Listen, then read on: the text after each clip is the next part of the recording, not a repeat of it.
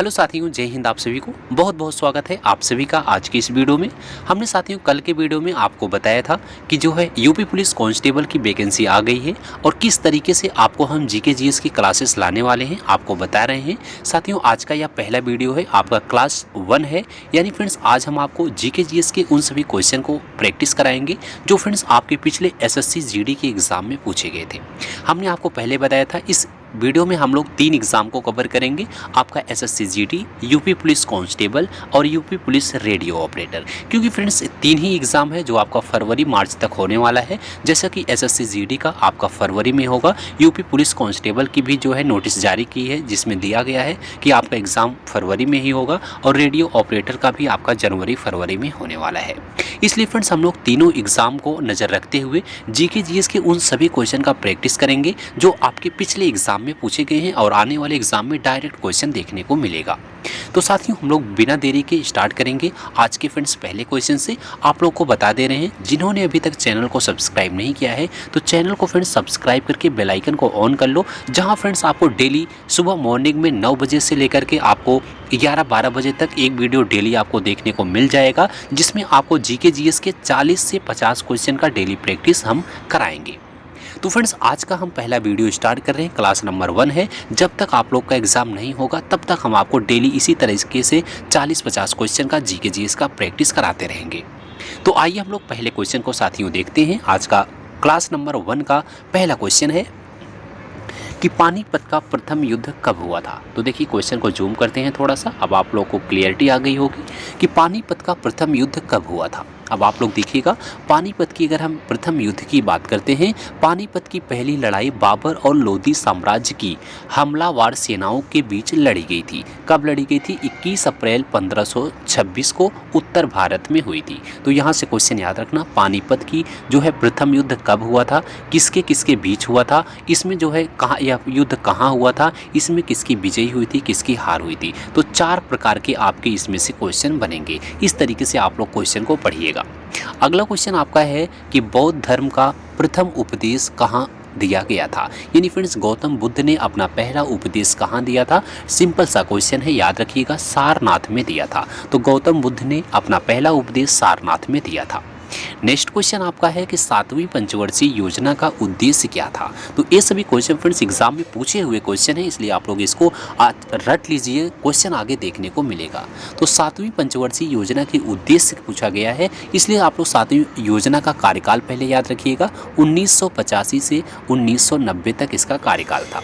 7वीं पंचवर्षीय योजना के मुख्य उद्देश्य जो थे, सामाजिक न्याय के माध्यम से आर्थिक उत्पादकता बढ़ाने, खाद्यान्न उत्पादन और रोजगार पैदा करने के क्षेत्रों में विकास स्थापित करना था, यह इसका उद्देश्य था। इसको आप लोग याद रखिएगा। नेक्स्ट क्वेश्चन आपका है पहली बार जनगणना कब हुई थी। मोस्ट इंपॉर्टेंट क्वेश्चन है, इसको याद रखिएगा फ्रेंड्स। पहली बार अगर हम जनगणना की बात करते हैं, प्रथम समकालीन जनगणना की शुरुआत 1881 में मानी गई। वहीं अगर स्वतंत्र भारत की हम जनगणना की बात करते हैं तो 1951 में हुई थी। अगर पूछा जाए स्वतंत्र भारत में प्रथम जनगणना कब हुई थी तो 1951 याद रखिएगा। अगर समकालीन पूछी जा रही है प्रथम समकालीन जनगणना कब हुई थी तो 1881 में हुई थी। नेक्स्ट क्वेश्चन आपका पूछा गया है कि काला घोड़ा फेस्टिवल किस राज्य में मनाया जाता है। तो देखिए अगर हम काला घोड़ा फेस्टिवल की बात करते हैं, यह जो एग्जाम में बार बार पूछा जाता है, काला घोड़ा काला महोत्सव मुंबई में आयोजित होने वाला एक वार्षिक कला महोत्सव है जो कहाँ आयोजित किया जाता है? मुंबई में आयोजित किया जाता है। नेक्स्ट क्वेश्चन है साथियों कि आईएनएस विक्रांत का उद्घाटन किसके द्वारा किया गया था। तो देखिए करंट अफेयर्स का क्वेश्चन पूछा गया है, आईएनएस विक्रांत का उद्घाटन जो है किसके द्वारा किया गया था तो प्रधानमंत्री नरेंद्र मोदी के द्वारा किया गया था। प्रधानमंत्री नरेंद्र मोदी ने 2 सितंबर 2022 को केरल के कोच्चि में आईएनएस विक्रांत का जलावतरण किया था। कहाँ किया था? केरल के कोच्चि में किया था। कब किया था? 2022 में किया था। किसने किया था? प्रधानमंत्री नरेंद्र मोदी ने किया था। तो 3 क्वेश्चन यहाँ यहाँ से बनता है। तो देखिए फ्रेंड्स, करंट अफेयर्स की अगर हम स्पेशल बात करें, इसमें हम आपको जीके जीएस के ऑलमोस्ट क्वेश्चन करा रहे हैं। इसमें आपका 2-3 क्वेश्चन करंट अफेयर्स का भी देखने को मिलेगा, जो क्वेश्चन पूछे गए थे। अगर करंट अफेयर्स की आप लोग डेली तैयारी करना चाहते हैं तो हमने इसके लिए शॉर्ट वीडियो फ्रेंड्स बनाते हैं। शॉर्ट वीडियो में आपको क्या होता है कि 1 ही मिनट की वीडियो होती है। 1 मिनट में आपके फ्रेंड्स कम से कम 8 से 10 क्वेश्चन हम उसमें डेली कवर करते हैं। तो 8 से 10 क्वेश्चन जो नए करंट अफेयर्स का डेली क्वेश्चन बनता है, हम आपको शॉर्ट वीडियो में कवर कर देते हैं, जो आपका फ्रेंड्स 2022 से हम आपको डेली करा रहे हैं। तो आप लोग प्लेलिस्ट में चेक करेंगे तो 2023 करंट अफेयर्स के नाम से प्लेलिस्ट है, उसमें आपके पूरे 1 साल के करंट अफेयर्स कराए गए हैं, जिसमें आपका हर एक दिन आपका 8-10 क्वेश्चन कराया जाता है। तो आपको फ्रेंड्स आप लोग उसको देखिएगा, डेली देखिएगा, आने वाले एग्जाम के लिए अच्छे क्वेश्चन उसमें होते हैं। अगर आप लोग डेली 1-1 मिनट का बस वही वीडियो आप लोग करते जाएंगे तो एग्ज़ाम में आपको ढेर सारे क्वेश्चन वहाँ से देखने को मिलता है। जैसे कि स्टूडेंट्स का बहुत ज़्यादा फीडबैक आता है कि जो करंट अफेयर्स का हम शॉर्ट वीडियो कराते हैं वहाँ से डायरेक्ट एग्जाम में क्वेश्चन आते हैं, इसलिए आप लोग करंट अफेयर्स की वहाँ से तैयारी कर सकते हैं। आइए अब हम नेक्स्ट क्वेश्चन को कराते हैं। अगला क्वेश्चन है फ्रेंड्स कि भारतीय संविधान में कुल कितने अनुच्छेद हैं। देखिए, अच्छा क्वेश्चन है, इसको याद रखिएगा। भारतीय संविधान में वर्तमान समय में केवल 470 अनुच्छेद हैं तथा 12 अनुसूचियां हैं और ये 25 भागों में विभाजित हैं, परंतु इसके निर्माण के समय में मूल संविधान में 395 अनुच्छेद तथा 22 भागों में विभाजित थे। इसमें केवल 8 अनुसूचियां थी। तो देखिए, भारतीय संविधान में पहले कितने अनुच्छेद थे, तो 395 अनुच्छेद थे। वर्तमान में कितने हैं, 470 हैं। पहले अनुसूचियां कितनी थी, पहले 8 अनुसूचियां थी, वर्तमान में कितनी है, 12 अनुसूचियां हैं। इस तरीके से आप लोग क्वेश्चन याद रखिएगा। आपका वर्तमान का भी पूछा जा सकता है, आपका पहले का भी पूछा जा सकता है। अगला क्वेश्चन आपका है कि आपातकाल के समय कौन सा अनुच्छेद निलंबित नहीं होता है। तो याद रखिएगा फ्रेंड्स, अनुच्छेद आपका जो है फ्रेंड्स 44वें संविधान संशोधन 1978 ने यह स्पष्ट किया है कि राष्ट्रपति द्वारा राष्ट्रीय आपातकाल के दौरान अनुच्छेद 20 से 21 को निलंबित नहीं किया जा सकता है। तो कौन से अनुच्छेद हैं, अनुच्छेद 20 और 21 को निलंबित नहीं किया जा सकता है।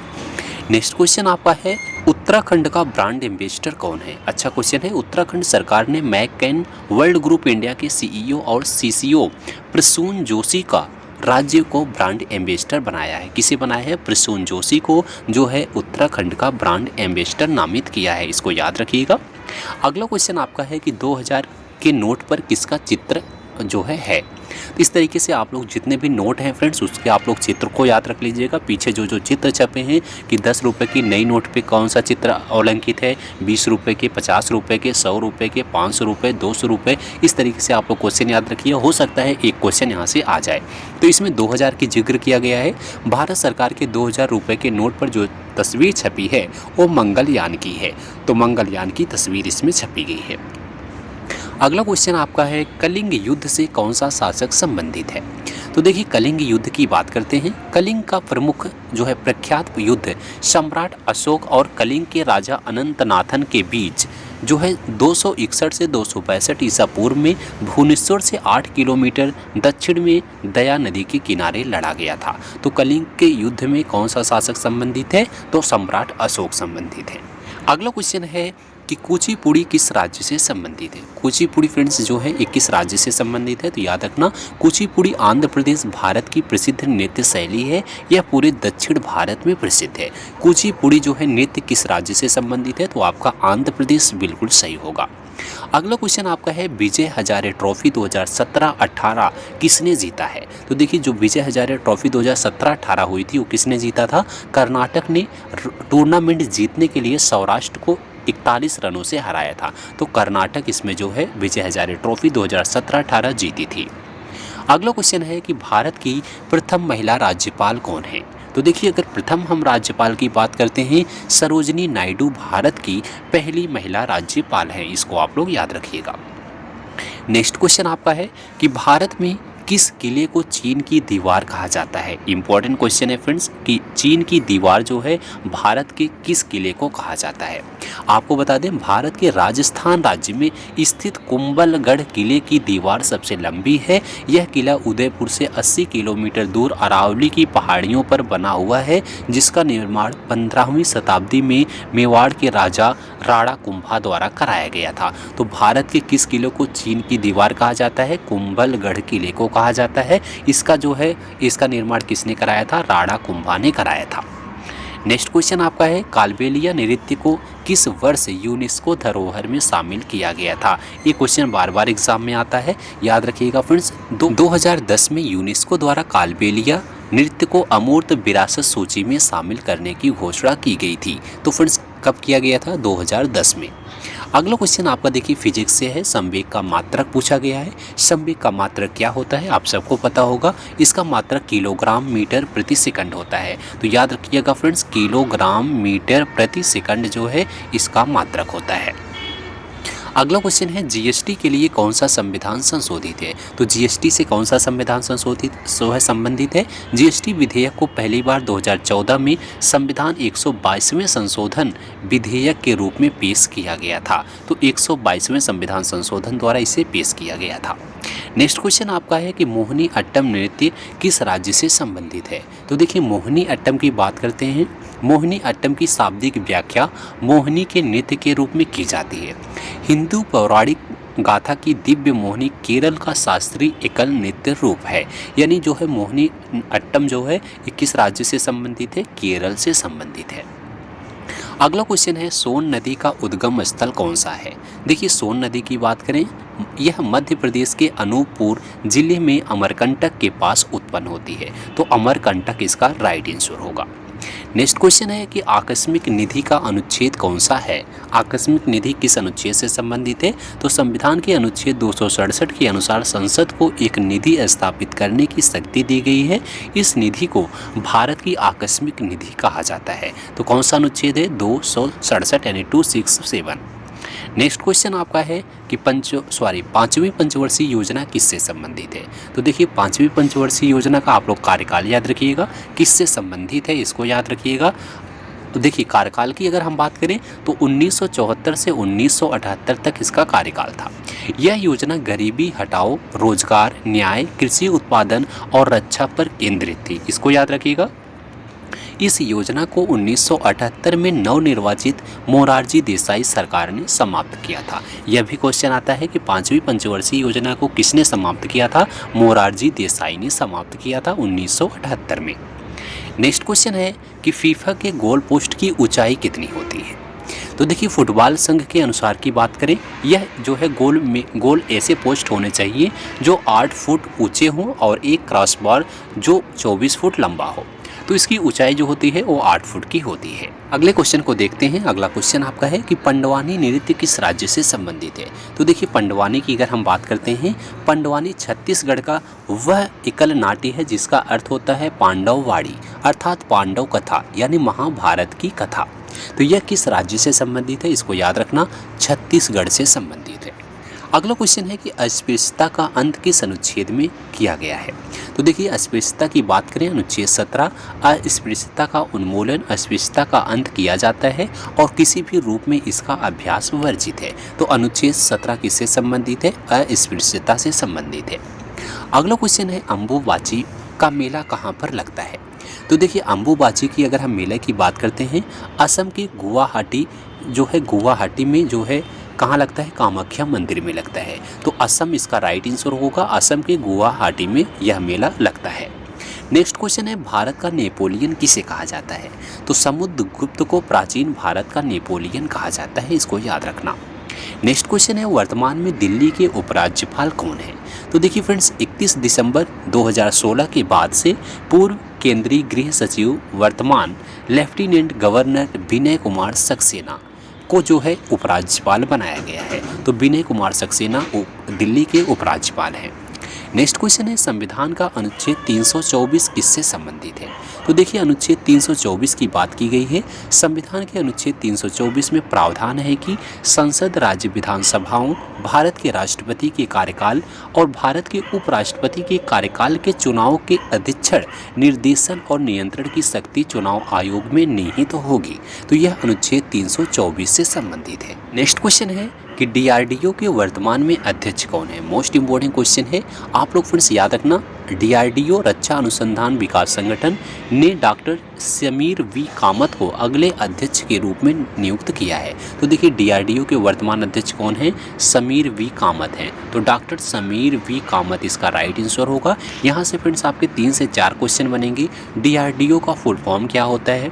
डीआरडीओ के वर्तमान अध्यक्ष कौन है? डीआरडीओ की जो है स्थापना किसने की थी? या फिर डीआरडीओ का मुख्यालय कहाँ है? इस तरीके से क्वेश्चन आपका पूछा जाएगा। नेक्स्ट क्वेश्चन आपका है स्वतंत्र भारत का प्रथम बजट किसने पेश किया था? तो देखिए फ्रेंड्स आर.के. शनमुखम चेट्टी ने स्वतंत्र भारत का पहला केंद्रीय बजट पेश किया। उन्होंने 26 नवंबर 1947 को स्वतंत्र भारत का पहला केंद्रीय बजट पेश किया था। स्वतंत्र भारत का पहला बजट किसने पेश किया? आर.के. शनमुखम चेट्टी ने। कब किया था? 26 नवंबर 1947 को किया था। 2 क्वेश्चन यहाँ से बनेंगे। नेक्स्ट क्वेश्चन है व्हीलर द्वीप किस राज्य में स्थित है? देखिए व्हीलर द्वीप की बात करते हैं। भारतीय राज्य ओडिशा के सागर तट से परे और राज्य की राजधानी भुवनेश्वर से लगभग 150 किलोमीटर की दूरी पर स्थित एक द्वीप है, जिसका प्रयोग भारत के अपने प्रक्षेपास्त्र कार्यक्रम के परीक्षण केंद्र के रूप में किया जाता है। कहाँ किया जाता है? भुवनेश्वर से लगभग 150 किलोमीटर की दूरी पर किया जाता है। नेक्स्ट क्वेश्चन है कि केबुल लामजाओ नेशनल पार्क किस राज्य में स्थित है? तो याद रखना केबुल जो लामजाओ नेशनल पार्क है यह फ्रेंड्स भारत के मणिपुर राज्य के बिष्णुपुर जिले में स्थित एक राष्ट्रीय उद्यान है। इसका याद रखिएगा, मणिपुर राइट आंसर होगा। अगला क्वेश्चन है स्टीफन हॉकिंग की पुस्तक कौन सी है? तो देखिए स्टीफन हॉकिंग की अगर हम प्रसिद्ध पुस्तक की बात करते हैं a brief history of time इनकी पुस्तक है। तो यह किसकी पुस्तक है? स्टीफन हॉकिंग की प्रसिद्ध पुस्तक a brief history of time है। नेक्स्ट क्वेश्चन है सल्तनत काल में राजस्व नीति किसने शुरू की थी? अच्छा क्वेश्चन है, बलबन इसका राइट आंसर होगा। बलबन द्वारा प्रतिपादित राजस्व के सिद्धांत ने लौह और रक्त की नीति को अपनाने का नेतृत्व किया। अलाउद्दीन खिलजी इस नीति को अपनाने वाला दूसरा सुल्तान था। तो देखिए सल्तनत काल में राजस्व नीति को किसने अपनाया था? बलबन ने। दूसरा शासक कौन था? अलाउद्दीन खिलजी था। इसको आप लोग याद रखिएगा। नेक्स्ट क्वेश्चन आपका है कि 44वां संविधान संशोधन कब किया गया था? अच्छा क्वेश्चन है। 44वें संविधान संशोधन की बात करते हैं। भारतीय संविधान का 44वां संशोधन अधिनियम 1978 में 45वें संशोधन विधेयक द्वारा अधिनियमित किया गया था। कब किया गया था? 1978 में किया गया था। इसको आप लोग याद रखना। नेक्स्ट क्वेश्चन है तेग बहादुर की हत्या किस शासक ने की थी? तो देखिए तेग बहादुर की हत्या की बात करते हैं औरंगजेब इसका राइट आंसर होगा। इस्लाम स्वीकार न करने के कारण 1675 में औरंगजेब ने सबके सामने उनका सिर कटवा दिया था। तो तेग बहादुर की हत्या किसने की थी? औरंगजेब ने। कब? 1675 में। किस कारण से? तेग बहादुर ने इस्लाम स्वीकार नहीं किया था। नेक्स्ट क्वेश्चन आपका है कि पानीपत की दूसरी लड़ाई कब हुई थी? तो देखिए अगर हम फ्रेंड्स देखिए अभी पहले बताए थे कि पहली लड़ाई किसके बीच हुई थी, कब हुई थी, कहाँ हुई थी। इस तरीके से आप लोग दूसरी लड़ाई याद रखना। पानीपत की दूसरी लड़ाई कहाँ हुई, कब हुई, किसके बीच हुई। इस तरीके से तीसरी लड़ाई। एक क्वेश्चन आपके एग्जाम में यहाँ से जरूर आएगा। तो देखिए दूसरी लड़ाई की बात करते हैं। पानीपत की दूसरी लड़ाई 5 नवंबर 1556 को अफगान बादशाह आदिल शाह सूर के सेनापति और मंत्री हेमू और अकबर के बीच हुई थी। तो पानीपत की दूसरी लड़ाई कब हुई? 1556 में। किसके किसके बीच हुई? हेमू और अकबर के बीच हुई थी। इसको याद रखिएगा, क्वेश्चन आगे रिपीट होगा। नेक्स्ट क्वेश्चन आपका है कि मानव शरीर की सबसे बड़ी हड्डी कौन सी है? तो कौन सी हड्डी है? फीमर हड्डी है। इंसान के सब शरीर में सबसे बड़ी जो हड्डी होती है वो जांघ की फीवर हड्डी होती है। अगला क्वेश्चन विटामिन ई का रासायनिक नाम क्या है? तो देखिए विटामिन ई का रासायनिक नाम फ्रेंड्स की बात करें तो टोकोफेरॉल इसका रासायनिक नाम है। इसको याद रखना। नेक्स्ट क्वेश्चन है कि 3 तलाक कानून को कब लागू किया गया था? भारत में 3 तलाक कानून की बात करते हैं फ्रेंड्स, 19 सितंबर 2018 को लागू किया गया था। अच्छा क्वेश्चन है, बार बार क्वेश्चन रिपीट होता है। अगला क्वेश्चन है 1983 के विश्व कप फाइनल में मैच में सबसे अधिक रन किसने बनाया था। देखिए 1983 की बात की जा रही है, फाइनल मैच की कि जो फाइनल हो रहा था उसमें सबसे ज़्यादा रन भारत की तरफ से किसने बनाया था। तो देखिए भारत की तरफ से सबसे ज़्यादा रन श्रीकांत ने बनाए थे, तो श्रीकांत इसका राइट आंसर होगा। अगला क्वेश्चन है कौन सा अनुच्छेद आपातकाल से संबंधित है। तो देखिए अनुच्छेद 352 जो है फ्रेंड्स ये आपातकाल से संबंधित है। आपको बता दें राष्ट्रपति राष्ट्रीय आपातकाल की घोषणा कर सकते हैं जब भारत की सुरक्षा या उसके एक हिस्से को युद्ध या बाहरी आक्रमण या सशस्त्र विद्रोह का खतरा होने की जो है संभावना होती है, तब अनुच्छेद 352 यूज कर सकते हैं। नेक्स्ट क्वेश्चन आपका है कि अनुच्छेद 48 का संबंध किससे है। संविधान का अनुच्छेद 48 निर्दिष्ट करता है कि राज्य पर्यावरण की रक्षा और सुधार करने तथा देश के वनों और वन्य जीवों की रक्षा करने का प्रयास करेगा। तो संविधान का अनुच्छेद 48 संबंधित है। अगला क्वेश्चन आपका है कि सल्फ्यूरिक अम्ल का रासायनिक सूत्र क्या है। अच्छा क्वेश्चन है, H2SO4 जो है सल्फ्यूरिक अम्ल का फ्रेंड्स जो है रासायनिक सूत्र है। अगला क्वेश्चन है तरंग मेल लोक नृत्य किस राज्य से संबंधित है। तो देखिए तरंग मेल लोक नृत्य पूछा गया है। तरंग मेल गोवा का लोक नृत्य है जो क्षेत्र की युवा अवस्था का जश्न मनाता है। तो कहाँ का है, गोवा का है, तो गोवा इसको याद रखिएगा। तरंग मेल लोक नृत्य गोवा से संबंधित है, गोवा में किया जाता है। तो साथियों आज की वीडियो में बस यहीं तक। हमने आपको मोस्ट इम्पॉर्टेंट जो है 40 से लगभग आप देखेंगे तो 40 से 50 क्वेश्चन इसमें आज हम कराए हैं। तो इसी तरीके से हम आपको डेली फ्रेंड्स 40 से 50 क्वेश्चन आपको उन सभी क्वेश्चन का प्रैक्टिस कराएंगे जो आपके SSC GD के पिछले एग्जाम में पूछे गए थे और आने वाले एग्जाम आपका SSC GD UP police constable और रेडियो ऑपरेटर के एग्जाम में डायरेक्ट देखने को मिलेगा। तो साथियों अगर आप लोग इसी तरह से GK GS की डेली प्रैक्टिस करना चाहते हैं तो चैनल को अभी सब्सक्राइब करके बेल आइकन ऑन कीजिएगा, जहां फ्रेंड्स आपको डेली मॉर्निंग में आपको ये वीडियो देखने को मिलता रहेगा। तो साथियों आज की वीडियो में बस यहीं तक। वीडियो अगर आपको पसंद आई हो तो एक बार वीडियो को लाइक करना, दोस्तों में शेयर करना और इसी तरह से प्रैक्टिस करने के लिए चैनल को अभी सब्सक्राइब कीजिएगा। मिलते हैं अगली वीडियो में, तब तक के लिए जय हिंद जय भारत।